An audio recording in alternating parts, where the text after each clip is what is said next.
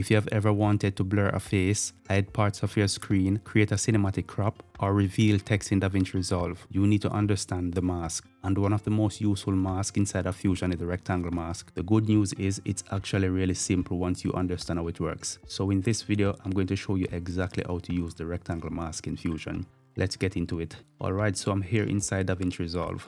I already have a clip on the timeline. The first thing you want to do is to select your clip, and then go down to the bottom of the screen and click on the Fusion icon. This will take you directly into the Fusion page. Now inside the Fusion page, we've got the media in and the media out node. Your clip flows from left to right. Everything you add gets placed between these nodes. One of the most common use of the rectangle mask is to blur something. So let's do that. Select the media in node and then click on the blur node in the toolbar. Immediately you'll see a new node appear called blur 1. Now select the blur node and in the inspector increase the size. At this point, the entire image becomes blurry, but here is where the rectangle mask comes in. Grab a rectangle mask from the toolbar and drag it onto the node editor. Now connect it to the blue input on the blur node. The moment you connect it, the blur only appears inside the rectangle. That's the power of mask. You're controlling exactly where the effect appears. Now let's talk about the controls. Select the rectangle mask and head over to the inspector panel. You'll see several settings. You'll see the width. This changes how wide the mask is.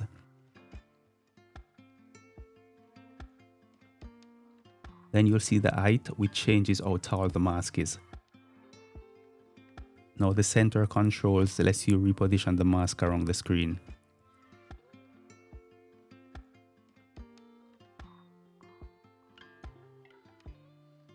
You can also drag it directly inside the viewer.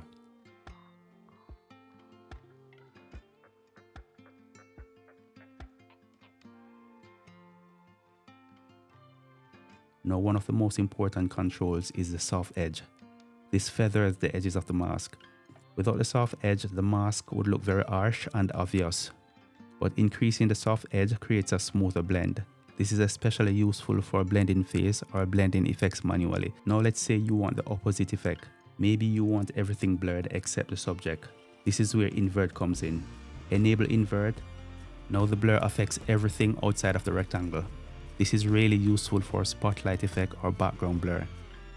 Now let's animate the mask. This is where Fusion becomes really powerful. For example, maybe someone is walking across the frame and you want the blur to follow them. Move the playhead to frame 0. Make sure the rectangle mask is selected. Inside the inspector, find the center controls and click on the keyframe icon. Now move the playhead forward in the timeline.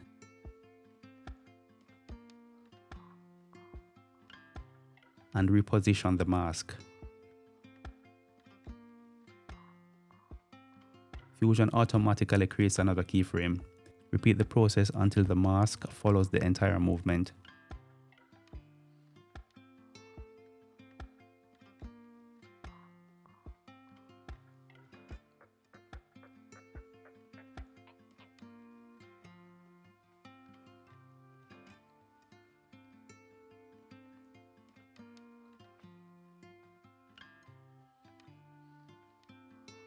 Now when we play this back, the mask follows the subject. That's the basic mask animation.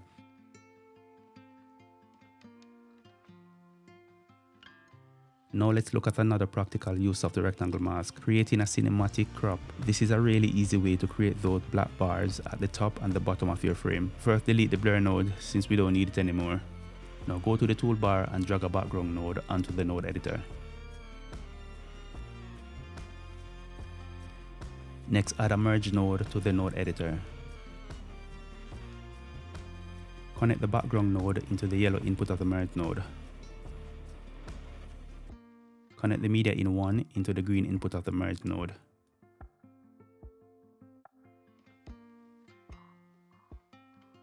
Now connect the merge node to the media out.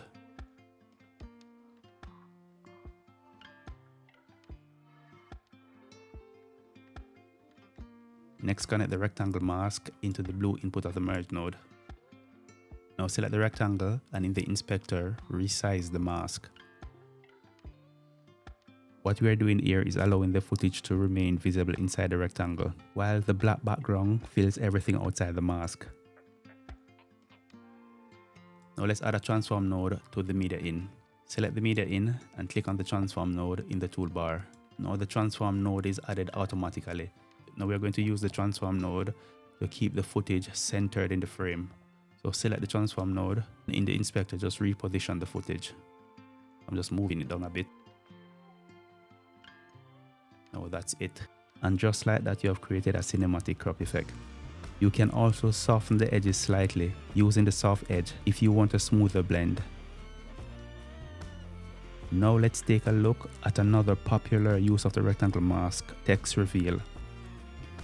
Let me just delete this setup. Now let me show you quickly. First add a text plus node, then a background node, and a merge node. Connect the background node into the yellow input of the merge node, and the text plus node into the green input of the merge node. Now connect the merge node to the media out. Select the text plus node and in the inspector type your text. I am going to type Fusion. I'm just going to increase the size. Now grab a rectangle mask from the toolbar and connect it to the blue input on the merge node.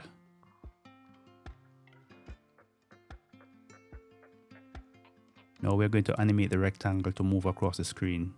Make sure that your playhead is at frame 0 and that the rectangle mask is selected. Now in the inspector, move the center X position until the mask is before the beginning of the text. Now click on the keyframe icon. Now move the playhead forward to about frame 30.